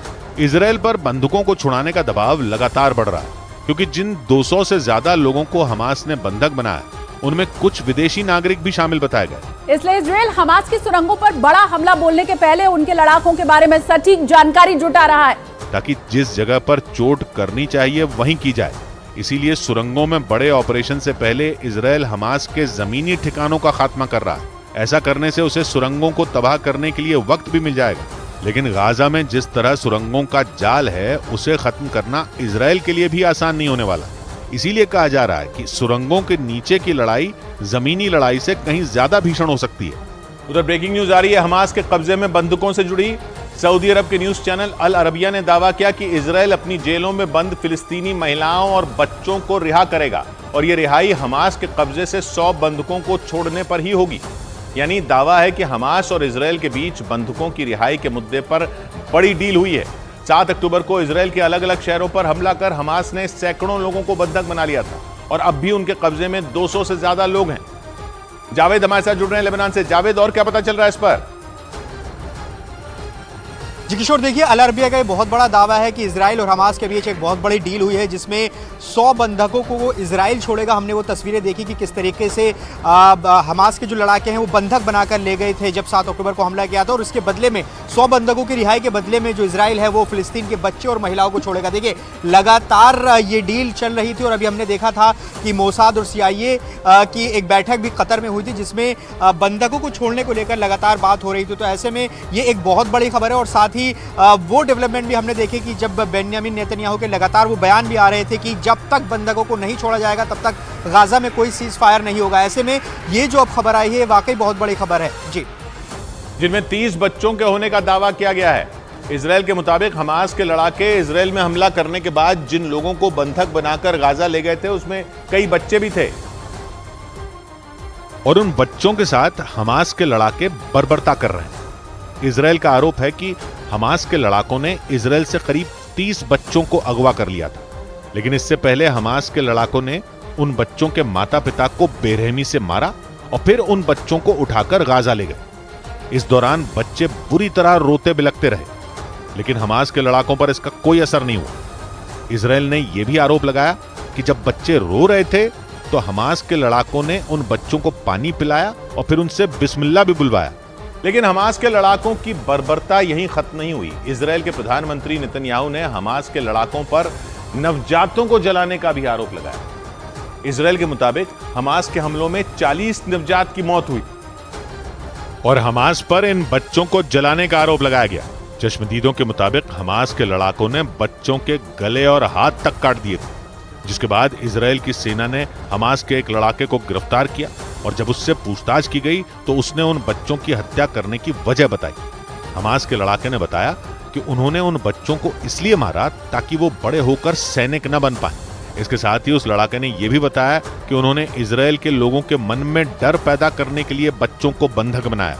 कुछ दिन पहले हमास के लड़ाकों की दरिंदगी की एक और कहानी सामने आई थी, जिसमें हमास के लड़ाकों पर नवजातों को अवन में भूनने का आरोप लगा था, और इसी वजह से इजराइल ने हमास की तुलना खूंखार आतंकी संगठन ISIS से कर दी थी। आरोप है कि हमास के लड़ाकों ने महिलाओं और बच्चों को भी बेरहमी से हत्या कर दी थी और इसी वजह से इजराइल ने हमास को आतंकी संगठन ISIS से भी ज्यादा खतरनाक और बेरहम बता दिया, क्योंकि इजराइल का आरोप है कि हमास के लड़ाकों ने इजराइल से दुश्मनी निकालने के लिए छोटे छोटे बच्चों को भी नहीं बख्शा, और माना जा रहा है कि इसी वजह से इजराइल बुरी तरह भड़का हुआ है। वो हर कीमत पर हमास का अंत चाहता है। इजराइल ने दावा किया कि हमास के लड़ाके आतंकी संगठन ISIS से भी ज्यादा बर्बर और खतरनाक है, जो आने वाले वक्त में पूरी दुनिया के लिए खतरा बन सकते हैं, और इसी वजह से वो हमास का खात्मा करना चाहता है। इसके साथ ही अमेरिका के रक्षा मंत्री ने भी हमास की तुलना ISIS से कर दी थी और कहा था कि हमास ने जो भी किया वो ISIS की हरकतों से भी भयावह है। इस बीच इजराइल के मीडिया ने दावा किया कि 7 अक्टूबर को लापता हुए लोगों की तलाश के लिए इजराइल की सेना चील और गिद्धों की मदद ले रही है।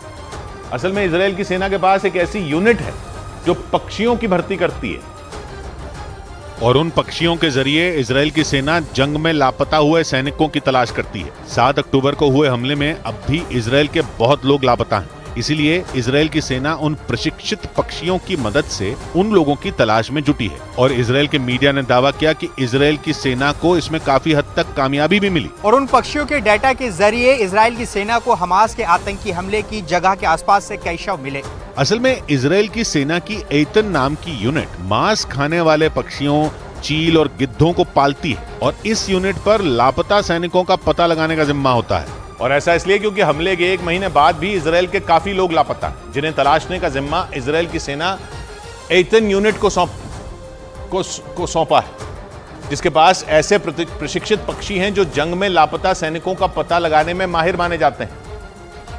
और उम्मीद की गई कि 7 अक्टूबर को हुए हमले के बाद से जो लोग लापता हुए उन्हें एतन यूनिट के प्रशिक्षित पक्षी ढूंढ लेंगे, क्योंकि इजराइल पर हुए हमले को 1 महीने से ज्यादा का समय बीत चुका है और लापता लोगों के परिवारों ने इजराइल की सेना और सरकार के खिलाफ प्रदर्शन भी शुरू कर दिया, लेकिन अभी तक लापता लोगों के बारे में कोई जानकारी नहीं मिल सकी है, जिसकी वजह से इजराइल की सेना और पुलिस पर लापता लोगों को तलाश करने का दबाव बढ़ता ही जा रहा है। इजराइल के मीडिया के मुताबिक लापता लोगों की तलाश में आ रही मुश्किलों का हल तलाशने का आइडिया भी इजराइल की सेना को उसी एतन यूनिट के अधिकारियों ने ही दिया था, क्योंकि इस यूनिट में भर्ती पक्षी खोजी उपकरणों से लैस होते हैं और शवों का पता लगाने में माहिर माने जाते हैं। और यही वजह है कि ट्रैकिंग उपकरणों से लैस चील और गिद्ध जंग के बीच शवों की खोज करने में अहम भूमिका निभाते हैं।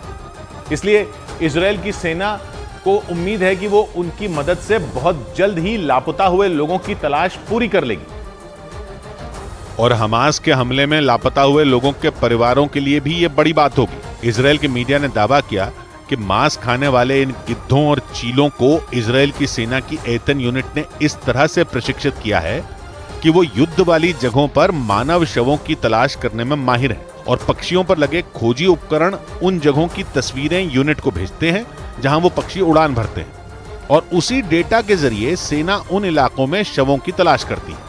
इजराइल की मीडिया ने दावा किया कि 23 अक्टूबर को उनमें दुर्लभ प्रजाति की एक चील ने गाजा पट्टी के पास का डेटा भेजा था और उस डेटा के आधार पर जब इजराइल की सेना ने वहां तलाश की तो उन्हें 4 शव मिले।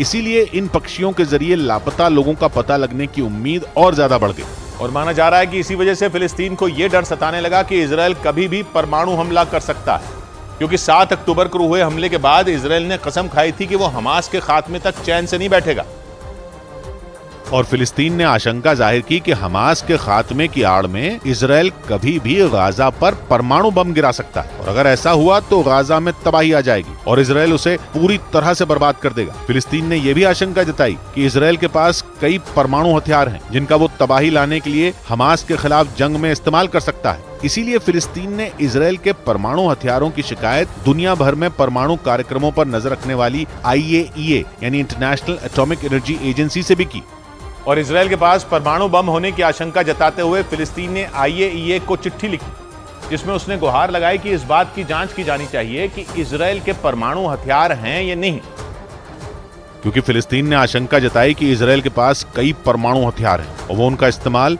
जंग के दौरान कर सकता है। फिलिस्तीन के मीडिया के मुताबिक फिलिस्तीन के विदेश मंत्री रियाद अल मलिकी ने IAEA यानी इंटरनेशनल एटॉमिक एनर्जी एजेंसी के महानिदेशक को इस बारे में चिट्ठी लिखी जिसमें फिलिस्तीन ने IAEA से इजराइल के विनाशकारी परमाणु हथियारों की जांच की मांग उठाई। फिलिस्तीन के मीडिया के मुताबिक IAEA को लिखी चिट्ठी में फिलिस्तीन ने इजराइल के एक मंत्री के गाजा में परमाणु बम गिराने वाले बयान का भी जिक्र किया और फिलिस्तीन ने IAEA को बताया कि इजराइल के मंत्री अमिखाई एलियाहू ने कुछ दिन पहले गाजा में परमाणु बम गिराने की धमकी दी थी, जिससे गाजा पर परमाणु हमले की आशंका बढ़ गई और इसीलिए फिलिस्तीन ने आशंका जताई कि इजराइल के पास परमाणु हथियार भी हो सकते हैं। फिलिस्तीन के मीडिया के मुताबिक इजराइल के मंत्री अमिखाई एलियाहू ने एक मीडिया इंटरव्यू में गाजा पर परमाणु बम गिराने की वकालत की थी। मीडिया के मुताबिक अमिखाई एलियाहू ने गाजा पर परमाणु बम गिराने को हमास के खिलाफ चल रहे युद्ध का एक विकल्प बताया था। उनके इस बयान ने अरब देशों को भी भड़का दिया और सऊदी अरब समेत कई देशों ने इजराइल के खिलाफ कार्रवाई की मांग शुरू कर दी थी। हालांकि इजराइल के प्रधानमंत्री नेतन्याहू ने मंत्री अमिखाई एलियाहू को निलंबित कर दिया और नेतन्याहू ने अमिखाई एलियाहू के इस बयान से इजराइल को अलग बताया था। लेकिन इसके बाद भी मामला ठंडा नहीं हुआ और फिलिस्तीन ने इजराइल के खिलाफ कार्रवाई की मांग को लेकर IAEA को चिट्ठी लिख दी।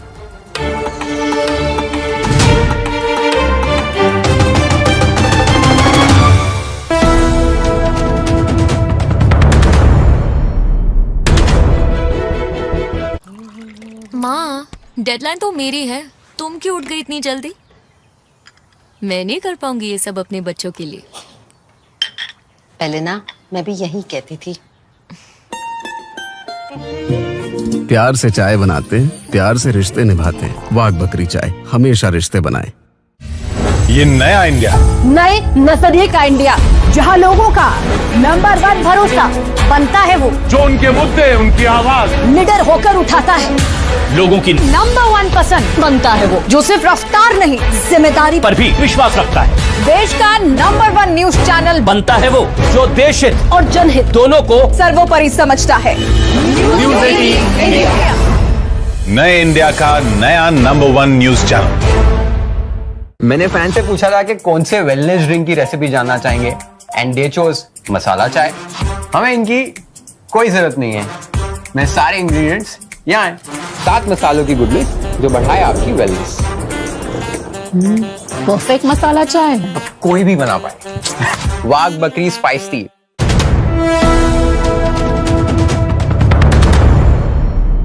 एक तरफ अमेरिका और उसके साथ खड़े देश हैं तो दूसरी तरफ मुस्लिम देशों के साथ रूस और चीन दिख रहे हैं। यही नहीं, मुस्लिम देश अपनी एकजुटता दिखाने और अपनी आगे की रणनीति बनाने के लिए अहम बैठक करने वाले हैं। और सऊदी अरब में ही 57 मुस्लिम देशों के संगठन OIC की रविवार को बैठक होने वाली है, जिसमें सभी मुस्लिम देश मिलकर इजरायल और हमास की जंग के मुद्दे पर अपनी रणनीति बनाएंगे। लेकिन इस अहम बैठक से पहले अरब देशों के विदेश मंत्रियों ने इस मुद्दे पर मंथन किया। यही नहीं, OIC के राष्ट्राध्यक्ष भी दोपहर को मीटिंग करने वाले हैं। यानी इस जंग के बाद मुस्लिम देश पूरी तरह लामबंद होते दिखाई दे रहे हैं। उन्होंने साथ आने के लिए अपने मतभेदों को भी बुला दिया। इसीलिए माना जा रहा है कि ये बहुत बड़ा कदम हो सकता है, क्योंकि इसके बाद दुनिया खुलकर दो धड़ों में बंट सकती है, जिसमें एक तरफ अमेरिका और उसके साथ खड़े देश हैं, तो दूसरी तरफ मुस्लिम देश और उनके साथ दे रहे रूस और चीन जैसे देश हैं। और जिस नए मोर्चे की अगुवाई सऊदी अरब कर रहा है, उसमें उसका साथ दे रहा है ईरान। माना जा रहा है कि ईरान इस जंग में बड़ा खिलाड़ी है, जो पहले से ही अमेरिका और इजरायल का सबसे बड़ा दुश्मन है। लेकिन इस जंग की शुरुआत के बाद अमेरिका और इजरायल ईरान पर और भड़क गए, क्योंकि इन दोनों देशों का आरोप है कि हमास को भड़काने वाला कोई और नहीं बल्कि ईरान ही, और उसी के इशारे पर हमास के लड़ाकों ने 7 अक्टूबर को इजरायल के अलग अलग शहरों पर हमला कर पूरी दुनिया को दहला दिया था। क्योंकि ईरान और इजरायल के बीच लंबे वक्त से 36 का आंकड़ा है, जबकि अमेरिका भी उसे अपना बड़ा दुश्मन मानता है। माना जाता है कि अमेरिका और इजरायल के खिलाफ जितने भी चरमपंथी संगठन मौजूद हैं, उनकी मदद ईरान ही करता है। आरोप है कि पहले उसने हमास को उकसाया, उसके बाद हूथी लड़ाकों को जंग में उतार दिया, और अब वो हिजबुल्लाह की भी जंग में सीधी एंट्री करवाने की फिराक में है। यानी ईरान ने ऐसा खेल कर दिया कि फिलिस्तीन के नाम पर दुनिया के सभी मुस्लिम देश एकजुट हो गए। और ईरान का इस बार सऊदी अरब के साथ खड़े होना बड़ी बात है। इसे मुस्लिम देशों की अभूतपूर्व एकता की निशानी के तौर पर भी देखा जा रहा है, क्योंकि ईरान और सऊदी अरब के बीच दशकों से इस बात की होड़ थी कि मुस्लिम देशों में सबसे बड़ा नेता कौन है। वो दोनों खुद को मुस्लिम देशों का लीडर मानते थे। यही नहीं, उनमें शिया और सुन्नी मुद्दे पर भी विवाद था, क्योंकि ईरान जहां शिया बहुल देश है, तो सऊदी अरब में सुन्नी समुदाय के लोगों की आबादी ज्यादा है। इन्हीं सब वजहों से ईरान और सऊदी अरब एक दूसरे को देखना तक पसंद नहीं करते थे। हालांकि इसी साल चीन ने मध्यस्थता कर इन दोनों देशों की दोस्ती करा दी थी, लेकिन ये दोस्ती महज दिखावे के लिए थी, क्योंकि उसके बाद कभी भी उनमें बातचीत नहीं हुई। लेकिन इजरायल और हमास की जंग ने इन दो कट्टर दुश्मनों को भी एक साथ ला दिया, और अब तो ईरान भी सऊदी अरब में जंग के मुद्दे पर रविवार को होने वाली बैठक में शामिल होने वाला है। उम्मीद जताई जा रही है कि सऊदी अरब में OIC की होने वाली बैठक में ईरान के राष्ट्रपति इब्राहिम रईसी भी शामिल हो सकते हैं। और मुस्लिम देशों की एकता अचानक नहीं दिखी, बल्कि इन देशों की एकजुटता का रास्ता यूक्रेन जंग ने ही खोल दिया था। उसी जंग के बाद सऊदी अरब और अमेरिका में दूरियां बढ़ गई थी, जबकि ईरान और रूस साथ आए थे, क्योंकि पिछले साल यूक्रेन पर हमला करने के बाद रूस अलग थलग पड़ गया था। अमेरिका और यूरोपीय देशों ने रूस पर कड़े प्रतिबंध लगाकर उसे झुकाने की पूरी कोशिश की थी। लेकिन इस मुश्किल घड़ी में रूस को ईरान का साथ मिला, और जैसे जैसे यूक्रेन की जंग आगे बढ़ती गई, दोनों की दोस्ती भी गाढ़ी होती गई। ईरान ने अपने घातक ड्रोन देकर पुतिन की सेना की ताकत कई गुना बढ़ा दी। ईरान की तरह सऊदी अरब भी उस वक्त रूस के साथ ही खड़ा दिखा था। सऊदी अरब ने कच्चे तेल का उत्पादन घटाकर पूरी दुनिया में तेल की कीमतें गिरने नहीं दी थी, जिससे रूस को काफी फायदा पहुंचा था, क्योंकि रूस भी बड़े पैमाने पर तेल का उत्पादन करता है, और जंग के दौरान भी कई देश उससे तेल खरीद रहे थे। मतलब ये कि प्रतिबंध के बाद भी रूस का खजाना भर रहा था। यानी यूक्रेन जंग के दौरान ही रूस के बहाने ईरान और सऊदी अरब एक साथ दिखाई देने लगे थे, और अब वो दोनों ही अमेरिका के खिलाफ मुस्लिम देशों को लामबंद करने में जुटे हैं। और खबर है कि पर्दे के पीछे से उन्हें रूस और चीन का भी साथ मिल रहा है, क्योंकि चीन और रूस खुलकर गाजा में इजरायल के हमले का विरोध कर रहे हैं, और इस मुद्दे पर मुस्लिम देशों का साथ देते भी दिखना है। हालांकि रूस और चीन ने खुलकर कभी इसका ऐलान नहीं किया। लेकिन यूक्रेन जंग के बाद रूस और अमेरिका के बीच जो तनातनी बढ़ी, उसे हमास और इजरायल की जंग ने और बढ़ा दिया, क्योंकि रूस ने गाजा में इजरायल के हमले की खुलकर आलोचना की, जिसके बाद चीन ने भी फिलिस्तीन का साथ देना शुरू किया। इस वजह से पश्चिम एशिया में इजरायल और अमेरिका के खिलाफ माहौल बनना शुरू हो गया, और दुनिया दो धड़ों में बढ़ती नजर आने लगी, जिसमें एक तरफ पश्चिम एशिया के मुस्लिम देशों के साथ रूस और चीन खड़े दिखाई दे रहे हैं, तो दूसरी तरफ अमेरिका, इजरायल, ब्रिटेन, दक्षिण कोरिया और यूरोप के देशों ने मोर्चा संभाल रखा है, जिसका सीधा मतलब ये हुआ कि दुनिया दो धड़ों में बढ़ती नजर आ रही है, क्योंकि दावा है कि मुस्लिम देश अब एक मंच पर आ चुके हैं और उन्हें रूस और चीन जैसे ताकतवर देशों का भी साथ मिल रहा है। हालांकि रूस और चीन पहले से ही अमेरिका के खिलाफ हैं। ऊपर से तुर्की ने मुस्लिम देशों से एकजुट होने की अपील कर अमेरिका की टेंशन बढ़ा दी, क्योंकि तुर्की एक नेटो देश है और तुर्की का हमास के लिए समर्थन जुटाने का मतलब नेटो में फूट पड़ना है। वो भी तब जब अमेरिका को समर्थन की जरूरत सबसे ज्यादा हो। नेटो का सदस्य होने के बावजूद तुर्की ने अमेरिका और इजराइल के खिलाफ मोर्चा खोल दिया। तुर्की के राष्ट्रपति एर्दोआन ने सारे मुस्लिम देशों से एकजुट होने की अपील कर दी। उन्होंने ये तक कह दिया कि यूरोप में छोटी सी घटना पर एकजुटता दिखाने वाले देश गाजा पट्टी पर चुप है, जबकि वहां 11,000 लोगों की जान जा चुकी है। तुर्की के राष्ट्रपति की अपील अमेरिका के होश उड़ाने वाली है। तुर्की इससे पहले यूक्रेन जंग के दौरान भी अमेरिका की टेंशन बढ़ा चुका है। फिनलैंड और स्वीडन को नेटो का सदस्य बनाने के रास्ते में भी तुर्की महीनों तक अड़ंगा लगाए बैठा रहा और अब गाजा पट्टी में चल रही जंग के मुद्दे पर तो तुर्की ने इजराइल के खिलाफ मोर्चा खोल दिया। तुर्की एक ताकतवर मुस्लिम देश है जहाँ नेटो के परमाणु बमों के ठिकाने भी हैं। अगर तुर्की का साथ अमेरिका के खिलाफ खड़े हो रहे धड़े को मिल गया तो अमेरिका के लिए ये बहुत बड़ा झटका होगा। ऊपर से पाकिस्तान जैसे छोटे मुल्क भी अमेरिका को आंख दिखाने लगे हैं। एक दिन पहले ही आतंकी संगठन टीटीपी को मिल रहे हथियारों के लिए पाकिस्तान ने अमेरिका को जिम्मेदार ठहरा दिया और ये साफ संकेत दे दिया कि वो भी अमेरिका के खिलाफ मोर्चा खोलने के लिए तैयार बैठा है। जबकि पाकिस्तान तो वो मुल्क है जो अमेरिका से मिले हथियारों के बूते ही ताकतवर होने का गुमान पालता है। कंगाली और बदहाली में जी रहे पाकिस्तान के लोग भी अमेरिका से खैरात की आस लगा रहे हैं, लेकिन इतनी बुरी हालत में भी पाकिस्तान ने अमेरिका पर बड़ा हमला बोल दिया। पाकिस्तान ने टीटीपी के हमलों के लिए अमेरिका को दोषी बता दिया। अमेरिका की सेना 2021 में अफगानिस्तान से निकली थी और दावा किया जाता है कि उस वक्त अमेरिका के बहुत सारे हथियार अफगानिस्तान में ही रह गए थे। पाकिस्तान आरोप लगा रहा है कि अमेरिका का वो गैर जिम्मेदाराना बर्ताव आतंकियों के हाथ मजबूत होने की वजह बन गया। इसीलिए अमेरिका के खिलाफ मुस्लिम देशों का एक मजबूत गठजोड़ बनता दिखने लगा। एक ऐसा गठजोड़ जिसमें शिया देश भी हैं और सुन्नी देश भी हैं, कमजोर देश भी हैं और ताकतवर देश भी हैं, बड़े देश।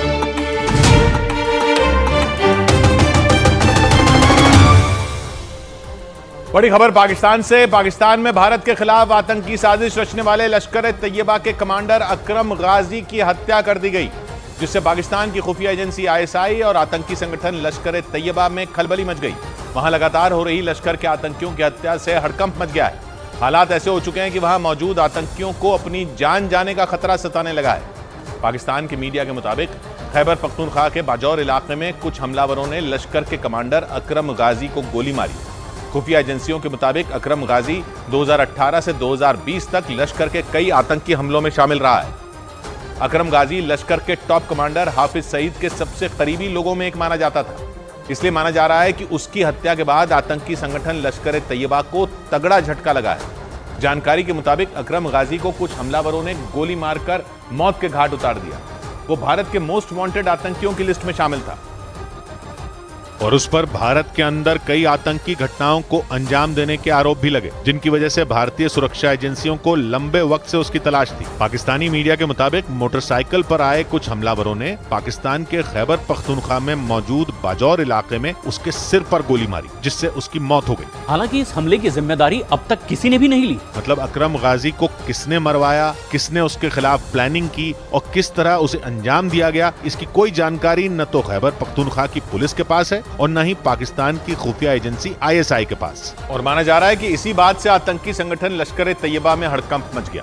ऐसा इसलिए क्योंकि लश्कर तैयबा का ये कमांडर उसके सरगना हाफिज सईद का करीबी बताया जाता था और माना जाता है कि उसने कई साल तक हाफिज सईद के राइट हैंड की तरह काम किया। मतलब एक तरह से वो आतंकी संगठन लश्कर तैयबा के सबसे अहम लोगों में एक था, जिसे अचानक मोटरसाइकिल पर आए हमलावरों ने मौत के घाट उतार दिया। और इस घटना ने लश्कर के टॉप कमांडरों के भी होश उड़ा दिए, क्योंकि वो समझ ही नहीं पाए कि आखिर किसने उनके सबसे अहम कमांडरों में एक अकरम गाजी की इस तरह से हत्या कर दी। दावा किया गया कि इस हत्या के बाद पाकिस्तान से काम करने वाला आतंकी संगठन लश्कर तैयबा बुरी तरह बौखलाया हुआ है, क्योंकि वो इस गुत्थी को सुलझा ही नहीं पा रहा कि आखिर उसका दुश्मन है कौन। खबर तो ये भी है कि वो इस हमले के बाद पाकिस्तान की खुफिया एजेंसी ISI से भी भिड़ गया, क्योंकि ये बात तो सारी दुनिया जानती है कि पाकिस्तान में बैठे आतंकवादियों को पालने पोसने का काम वहां की खुफिया एजेंसी ISI ही करती है। पाकिस्तान इस बात को माने या न माने, पर भारत और आसपास के तमाम देशों में होने वाली आतंकी घटनाओं के तार हर बार पाकिस्तान की खुफिया एजेंसी ISI से जुड़ जाते हैं, क्योंकि माना जाता है कि पाकिस्तान की खुफिया एजेंसी ISI ही पर्दे के पीछे से इन आतंकी संगठनों की मदद करती है। लेकिन दिन दहाड़े हुए इस हत्याकांड के बाद वो भी सख्ते में आ गई। क्योंकि बताया गया कि उन हमलावरों ने बाजौर में सरेआम अकरम गाजी के सिर में गोली मारी और फिर वहां से फरार हो गए। और सूत्रों का दावा है कि आईएसआई ने उन हमलावरों की तलाश में अपनी पूरी ताकत झोंक दी है, लेकिन उसके हाथ कुछ नहीं लगा। माना जा रहा है कि इसी वजह से आईएसआई के अधिकारी बुरी तरह झुंझलाए हुए हैं, क्योंकि पाकिस्तान में इस तरह से आतंकियों की हत्या आईएसआई की सबसे बड़ी हार मानी जा रही है। और वो इसलिए क्योंकि अकरम गाजी की मौत से पाकिस्तान में बैठे आतंकियों के बीच दहशत फैल गई। उन्हें यह डर सताने लगा कि जब लश्कर तैयबा के टॉप कमांडरों में एक अकरम गाजी को इस तरह से मारा जा सकता है तो फिर देर सवेर उनका भी नंबर लग सकता है। अकरम गाजी लश्कर तैयबा के सरगना हाफिज सईद के सबसे करीबी लोगों में एक था और आतंकी संगठन लश्कर तैयबा में उसकी तूती बोलती थी। अकरम गाजी भारत के दुश्मनों की लिस्ट में टॉप पर था, क्योंकि वो आए दिन भारत के खिलाफ भड़काऊ बयानबाजी किया करता था। खुफिया एजेंसियों के पास मौजूद डेटा के मुताबिक अकरम गाजी ने 2018 से लेकर 2020 तक लश्कर तैयबा के कई आतंकी प्लान में अहम भूमिका निभाई थी। आरोप है कि वो लश्कर के लिए नए आतंकियों की भर्ती का काम देखा करता था। मतलब हाफिज सईद ने अपने इस करीबी कमांडर को लश्कर तैयबा को मजबूत करने का जिम्मा सौंपा था और दावा है कि वो ही युवाओं को बरगलाने और उनका ब्रेन वॉश करने की जिम्मेदारी संभालता था। भारतीय सुरक्षा एजेंसियों के सूत्रों के मुताबिक पाकिस्तान से कश्मीर में आतंकियों की घुसपैठ भी अकरम गाजी के इशारे पर ही होती थी और इसीलिए उसकी मौत से पूरे पाकिस्तान में खौफ पसर गया, क्योंकि पिछले कुछ महीनों में पाकिस्तान में एक के बाद एक कई आतंकियों की हत्या हो चुकी है, जिससे वहां छिपे बैठे बाकी आतंकियों को भी अब जान जाने का डर सताने लगा, क्योंकि 3 महीने के अंदर वहां भारत के तीसरे दुश्मन की हत्या हो गई। पिछले महीने ही सियालकोट में आतंकी शाहिद लतीफ को गोली मार दी गई थी। वो 2016 में पठानकोट एयरबेस पर हुए हमले का मास्टरमाइंड था। इससे पहले 6 मई को लाहौर में कुछ लोगों ने खालिस्तान समर्थक परमजीत सिंह पंजवार को छलनी कर दिया था। वहीं 4 मार्च को मोस्ट वांटेड आतंकी सैयद नूर शलोबर पर भी गोलियां चली थी। इससे पहले 26 फरवरी को आतंकी संगठन अल बद्र के पूर्व कमांडर सैयद खालिद रजा को भी इसी तरह मार दिया गया था और 20 फरवरी को हिजबुल मुजाहिदीन के बशीर अहमद पीर पर भी फायरिंग की गई थी। मतलब पिछले 9 महीनों में पाकिस्तान में मौजूद कई आतंकियों को गोली मारकर मौत की नींद सुला दिया गया, जिससे वहां मौजूद आतंकी संगठन समेत पाकिस्तान की खुफिया एजेंसी आईएसआई का भी सिर चकरा गया। और उसके पीछे की वजह इन हत्याओं का पैटर्न है। जानकारी के मुताबिक फरवरी से लेकर अब तक पाकिस्तान में जिन आतंकियों की हत्याएं हुई उन सबको एक ही तरीके से मौत के घाट उतारा गया। इसका मतलब यह हुआ कि सब के सब आतंकी एक ही प्लान के तहत मारे गए और इसी बात ने आईएसआई का दिमाग घुमा कर रख दिया, क्योंकि फरवरी से अब तक मारे गए सभी आतंकियों की मौत एक ही तरह से हुई। पाकिस्तान के अलग अलग शहरों में मारे गए आतंकियों को अज्ञात हमलावरों ने गोली मारी। इन सभी घटनाओं में हमलावर मोटरसाइकिल से आए और फिर अपने टारगेट पर गोलियां बरसाकर वहां से फरार हो गए। और पाकिस्तान की खुफिया एजेंसी इन हमलावरों को पकड़ने में नाकाम साबित हुई, जबकि आईएसआई के अधिकारी ये दावा करते हैं कि उनके एजेंट पाकिस्तान के चप्पे चप्पे पर मौजूद हैं। लेकिन पिछले 9 महीनों में एक ही प्लान के तहत पाकिस्तान में मौजूद आतंकियों के सफाये का ऑपरेशन जारी है, फिर भी पाकिस्तान की खुफिया एजेंसी इसका तोड़ निकालने में पूरी तरह फेल साबित हुई। और माना जा रहा है कि इसी वजह से पाकिस्तान की खुफिया एजेंसी आईएसआई बैकफुट पर आने को मजबूर हो गई।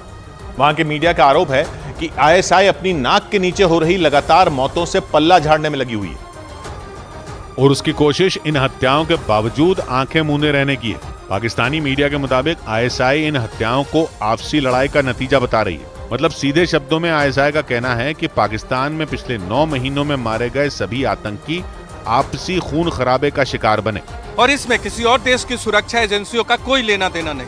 हालांकि इस मामले में आईएसआई की तरफ से पहले भी ये बयान दिया गया था कि वहां कुछ उपद्रवी संगठन गुरिल्ला वॉर पर उतर आए हैं। मतलब वो आपस में ही एक दूसरे को खत्म करने पर तुले हुए हैं, लेकिन उसकी इस सफाई में दम नजर नहीं आता, क्योंकि वहां मारे गए सभी आतंकी पाकिस्तान के पड़ोसी देशों की हिट लिस्ट पर थे। दूसरी बात यह कि उन सभी की हत्याओं का पैटर्न एक सा था। हालांकि आईएसआई ये मानने के लिए राजी नहीं कि किसी ने उसकी नाक के नीचे उसकी आतंकी फैक्ट्री को तबाह करना शुरू कर दिया, क्योंकि अगर उसने ये बात मान ली तो फिर उस पर भी सवाल खड़े हो जाएंगे। बड़ी खबर आई पूर्वी एशिया से, वहां जंग का एक नया मैदान तैयार होता दिख रहा है। ऐसा इसलिए क्योंकि दक्षिण कोरिया ने दावा किया कि रूस और उत्तर कोरिया के बीच तगड़ी खेमेबंदी चल रही है। दावा किया गया कि पुतिन ने किम जोंग उन को स्पाई सैटेलाइट यानी जासूसी करने वाली सैटेलाइट बनाने के लिए रूस की तकनीक दे दी है और इस सैटेलाइट को बनाने में वो उत्तर कोरिया की भरपूर मदद कर रहे हैं। अगर उत्तर कोरिया ने यह सैटेलाइट बना ली तो उसके तीनों दुश्मनों अमेरिका, दक्षिण कोरिया और जापान के लिए बड़ी मुसीबत खड़ी हो जाएगी। इसलिए अमेरिका के विदेश मंत्री आनन फानन में दक्षिण कोरिया पहुंच गए ताकि दुनिया के इस इलाके में हालात अमेरिका के काबू में रहें, क्योंकि रूस और उत्तर कोरिया जैसे अमेरिका के दुश्मनों की गहरी होती दोस्ती उसके लिए बेहद घातक साबित हो सकती है। और अभी अमेरिका बुरी तरह इजराइल और हमास की जंग में उलझा हुआ है। मगर इस बीच अमेरिका के दोस्त दक्षिण कोरिया ने यह चेतावनी देकर उसकी टेंशन और बढ़ा दी कि रूस उत्तर कोरिया को जासूसी करने वाली सैटेलाइट बनाने में मदद कर रहा है, क्योंकि स्पाई सैटेलाइट बनाकर किम जोंग उन सबसे पहले दक्षिण कोरिया और अमेरिका की ही जासूसी कर सकते हैं। और ऐसा हुआ तो अमेरिका और दक्षिण कोरिया की उत्तर कोरिया के खिलाफ सारी की सारी प्लानिंग धरी की धरी रह जाएगी। दक्षिण कोरिया के पास खुफिया जानकारी है कि रूस उत्तर कोरिया को जासूसी करने वाली सैटेलाइट बनाने और उसके लॉन्च में पूरी मदद दे रहा है। इसलिए दक्षिण कोरिया का अनुमान है कि उत्तर कोरिया बहुत जल्द अंतरिक्ष में अपनी सैटेलाइट लॉन्च करने वाला है। और इस बार उसका वो हश्र नहीं होने वाला जो पिछली 2 बार हुआ, क्योंकि इस बार खुद पुतिन किम जोंग उन के कंधे पर हाथ रखकर खड़े हैं और रूस की सैटेलाइट तकनीक काफी आधुनिक है। उत्तर कोरिया ने इससे पहले 2 बार अपनी स्पाई सैटेलाइट लॉन्च करने की कोशिश की, एक बार मई में और फिर अगस्त में, लेकिन तकनीकी खराबी की वजह से दोनों बार उसका टेस्ट लॉन्च नाकाम रहा। लेकिन विशेषज्ञों का मानना है कि इस बार जब रूस उत्तर कोरिया की मदद कर रहा है तो जासूसी करने वाली किम जोंग उन की सैटेलाइट अंतरिक्ष में पहुंची जाएगी। दक्षिण कोरिया के दावों में इसलिए भी दम है क्योंकि किम जोंग उन और पुतिन की दोस्ती बढ़ती जा रही है। और 2 महीने पहले सितंबर में किम जोंग उन खुद पुतिन से मिलने के लिए रूस तक पहुंच गए थे, जहां पुतिन उन्हें वोस्तोचनी कस्मोद्रोम लेकर गए थे। वोस्तोचनी कस्मोद्रोम रूस का सबसे अहम सैटेलाइट लॉन्च सेंटर है। वहां रूस के लंबी रेंज के रॉकेटों और मिसाइलों का बेस है। किम को सैटेलाइट लॉन्च सेंटर दिखाते दिखाते पुतिन ने यह ऐलान तक कर दिया था कि वो उत्तर कोरिया की सैटेलाइट बनाने में मदद करेंगे। और अब दक्षिण कोरिया दावा कर रहा है कि उसके पास जानकारी है कि किम जोंग उनका स्पाई सैटेलाइट प्रोग्राम आखिरी स्टेज में है और कभी भी लॉन्च हो सकता है। और अगर उत्तर कोरिया ने जासूसी करने वाली सैटेलाइट बना ली तो उसके पड़ोसी दक्षिण कोरिया की तो आफत आ जाएगी, अमेरिका और जापान भी मुसीबत में पड़ जाएंगे, क्योंकि फिर दक्षिण कोरिया, जापान और अमेरिका के सैन्य ठिकानों में होने वाली एक एक हलचल की पल पल की जानकारी किम जोंग उन को सीधे मिल जाएगी।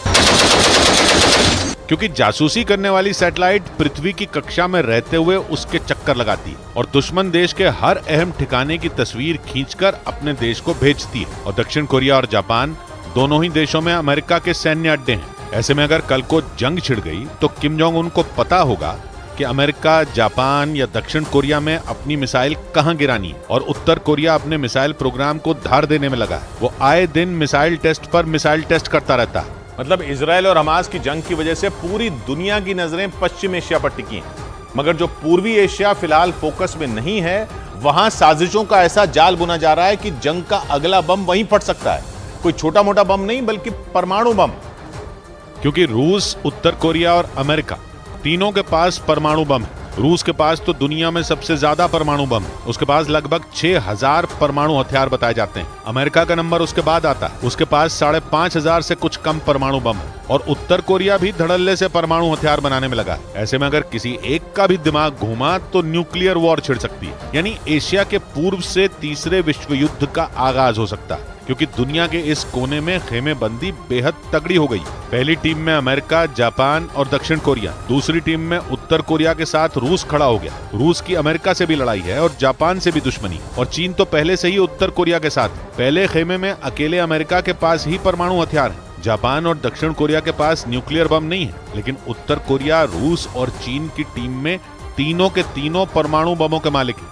इस वजह से अमेरिका, जापान और दक्षिण कोरिया के खिलाफ रूस, चीन और उत्तर कोरिया वाले दूसरे खेमे का पलड़ा भारी नजर आता है।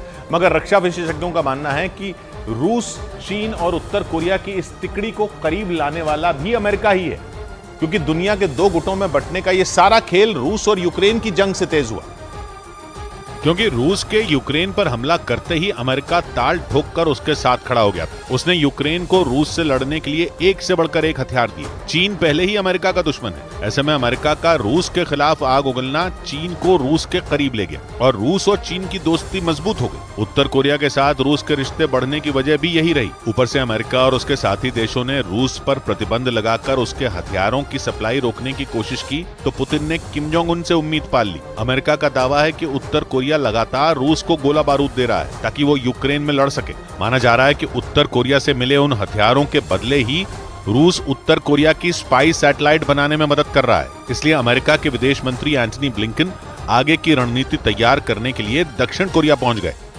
बड़ी खबर आई दक्षिण चीन सागर में चीन और फिलीपींस के बीच भड़के विवाद पर। दक्षिण चीन सागर में पहले से चल रहे तनाव के बीच फिलीपींस और चीन के जहाजों के टकराव की खबर आई। खबर है कि चीन की तरफ से फिलीपींस के जहाज पर हमला किया गया। दक्षिण चीन सागर में चीन का कई देशों के साथ सीमा विवाद चल रहा है, जिनमें फिलीपींस भी शामिल है। और अहम यह है कि इस बार फिलीपींस के साथ अमेरिका, जापान और दक्षिण कोरिया के अलावा ब्रिटेन भी चीन की घेरेबंदी में जुटा दिख रहा है। ये सभी देश दक्षिण चीन सागर में जंग की तैयारियों में जुटे दिख रहे हैं और इन्होंने एक बड़ा अभ्यास शुरू किया है जो सीधे सीधे चीन को उकसाने वाला है, जिसका सीधा मतलब यह है कि समंदर में किसी भी वक्त नई जंग छिड़ सकती है, क्योंकि दक्षिण चीन सागर में एक बार फिर से चीन और फिलीपींस के बीच जंग की तलवारें खिंच गईं। खबर है कि दक्षिण चीन सागर में चीन और फिलीपींस के जहाज आमने सामने आ गए और फिलीपींस के मीडिया के मुताबिक दक्षिण चीन सागर में चीन के जहाजों से उसके देश के जहाजों पर हमले किए गए। फिलीपींस ने दावा किया कि उसके जहाजों पर खतरनाक तरीके से पानी की बौछारें की गई, जिससे उसके जहाजों के साथ बड़ी दुर्घटना भी हो सकती थी। फिलीपींस के मुताबिक उसके जहाजों पर हमला दक्षिण चीन सागर में मौजूद स्प्रैटली आइलैंड्स के पास किया गया और दक्षिण चीन सागर में मौजूद स्प्रैटली आइलैंड्स उन विवादित हिस्सों में एक हैं जिन्हें चीन, ताइवान, वियतनाम और फिलीपींस अपना बताते हैं, लेकिन चीन अपनी ताकत के दम पर दूसरे देशों को दबाने की कोशिश करता है। इसी आइलैंड्स के करीब अपने जहाजों पर हुए हमले का विरोध फिलीपींस ने बीजिंग में अपने दूतावास के जरिए करा दिया। इसके साथ ही फिलीपींस के आरोप के बाद दक्षिण चीन सागर में दोनों देशों के बीच तकरार और ज्यादा बढ़ गई और दक्षिण चीन सागर में चीन और फिलीपींस की भिड़ंत पहली बार नहीं हुई, बल्कि इससे पहले भी कई बार दोनों देशों के कोस्ट गार्ड की टक्कर हो चुकी है। फिलीपींस ने पिछले महीने ही आरोप लगाया था कि चीन के कोस्ट गार्ड के एक जहाज ने उसकी एक सप्लाई बोट पर जानबूझकर टक्कर मार दी थी और उस समय हुई उस घटना के बाद दक्षिण चीन सागर में दोनों देशों के बीच तल्खी बढ़ गई थी। फिलीपींस ने उस वक्त हुई उस घटना का एक वीडियो भी जारी किया था, जिसमें चीन का एक जहाज फिलीपींस के एक जहाज के बिल्कुल करीब पहुंचता नजर आया था। उस दौरान दोनों जहाजों की टक्कर होते होते बची थी और इससे पहले जुलाई महीने में भी चीन के कोस्ट गार्ड पर फिलीपींस के जहाज पर पानी की बौछार करने का आरोप लगा था और उसके कुछ दिन बाद चीन ने बैरियर लगाकर फिलीपींस के मछुआरों को दक्षिण चीन सागर में घुसने से रोकने की कोशिश की थी। यानी चीन की इन हरकतों से साफ है कि वो दक्षिण चीन सागर में अपना प्रभुत्व बनाना चाहता है। वहीं समंदर में फिलीपींस के जहाजों से भिड़ंत के आरोपों पर चीन की सफाई भी सामने आई। चीन के कोस्ट गार्ड ने उल्टे फिलीपींस पर आरोप लगा दिया कि उसके जहाज अवैध तरीके से चीन के समुद्री सीमा में घुसने की कोशिश कर रहे थे, क्योंकि दक्षिण चीन सागर में मौजूद स्प्रैटली आइलैंड्स पर चीन अपना दावा जताता है और जब फिलीपींस के जहाज स्प्रैटली आइलैंड्स के पास से गुजरने लगे तो उसने उसके जहाजों पर पानी की बौछार कर दी। चीन के कोस्ट गार्ड के मुताबिक फिलीपींस के माल ढोने वाले 2 जहाज और उसके कोस्ट गार्ड के 3 जहाज उसकी सीमा में घुसने की कोशिश कर रहे थे, जिसे पानी की बौछार करके रोक दिया गया। इसके साथ ही चीन के तटरक्षक बल ने फिलीपींस की कार्रवाई को उकसाने वाला बताया और फिलीपींस से दोबारा ऐसी हरकत न करने की अपील भी की। यही नहीं, दक्षिण चीन सागर में हुई तकरार के बाद फिलीपींस ने चीन को सबक सिखाते हुए उसके रेल प्रोजेक्ट को रद्द कर दिया। फिलीपींस के मीडिया के मुताबिक वहां की सरकार ने इन प्रोजेक्ट के लिए फंडिंग रोक दी और फिलीपींस के इस फैसले को दक्षिण चीन सागर में स्प्रैटली आइलैंड्स के पास दोनों देशों के बीच हुए तनाव से जोड़कर देखा गया। फिलीपींस के मीडिया के मुताबिक फिलीपींस की सरकार ने चीन की 3 रेल परियोजनाओं की फंडिंग रोक दी। फिलीपींस में ये रेल परियोजनाएं $490 करोड़ यानी भारतीय रुपयों में 40,000 करोड़ रुपए से ज्यादा की थी। यही नहीं, खबर ये भी है कि फिलीपींस ने सड़क निर्माण में भी चीन की कंपनियों पर प्रतिबंध लगा दिया और फिलीपींस ने अपने यहाँ चल रही परियोजनाओं को पूरा करने के लिए एशियाई देशों के साथ चर्चा भी शुरू कर दी। यही नहीं, चीन से निपटने के लिए फिलीपींस ने अपनी सैन्य ताकत भी बढ़ानी शुरू कर दी और उसकी ताकत बढ़ाने में उसे जापान से मदद मिल रही है। फिलीपींस की मीडिया के मुताबिक जापान ने फिलीपींस को कई रेडार सिस्टम भेजे और दावा यह भी किया गया कि जापान से मिले ये रेडार कई मायनों में फिलीपींस के लिए फायदेमंद साबित हो सकते हैं, क्योंकि जापान के इस रेडार सिस्टम से फिलीपींस अपनी सीमा में आने वाले कई लड़ाकू विमानों और बैलिस्टिक मिसाइलों का पता लगा सकेगा। और जापान ने यह भी दावा किया कि इस रेडार का इस्तेमाल वो एयर सेल्फ डिफेंस के लिए कर भी रहा है।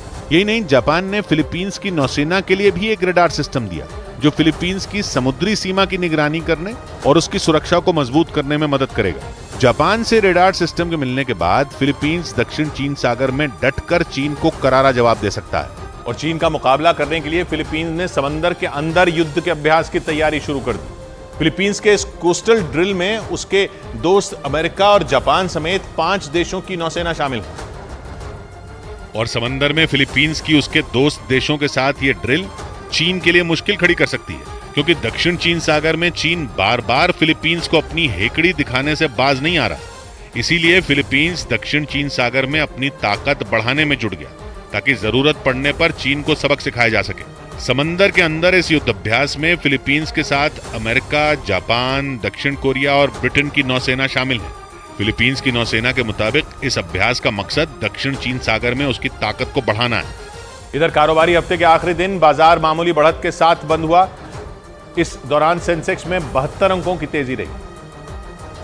हालांकि आईटी और ऑटो सेक्टर के शेयरों पर दबाव रहा, लेकिन मेटल और रियल्टी के शेयरों में सबसे ज्यादा तेजी देखी गई। मिड कैप और स्मॉल कैप शेयरों का प्रदर्शन भी अच्छा रहा, जिससे बॉम्बे स्टॉक एक्सचेंज का सेंसेक्स 72 अंक चढ़कर 64,905 पर बंद हुआ, जबकि निफ्टी 30 अंकों की बढ़त के साथ 19,425 के स्तर पर पहुंच गया। और शेयर बाजार की खबर तो आपको कई जगह मिल जाएगी, लेकिन शेयर बाजार का एक्सपर्ट आपको बनाएगा सिर्फ मनी कंट्रोल प्रो। आप बड़े हैं जो कहते हैं ठीक है पर, आप बड़े हैं जो कहते हैं ठीक है पर साबुत मक्खी हम न निगलने वाले। तो बात की एक बात कही कमलेश ने, ध्यान लगाकर सुनता उड़ने की बातें, लगता उसके पंख निकलने वाले। मिलते हैं सोमवार को, घड़ी जब इशारा करेगी 9 बजे रात का, तो फिर होगा 100 बात की एक बात।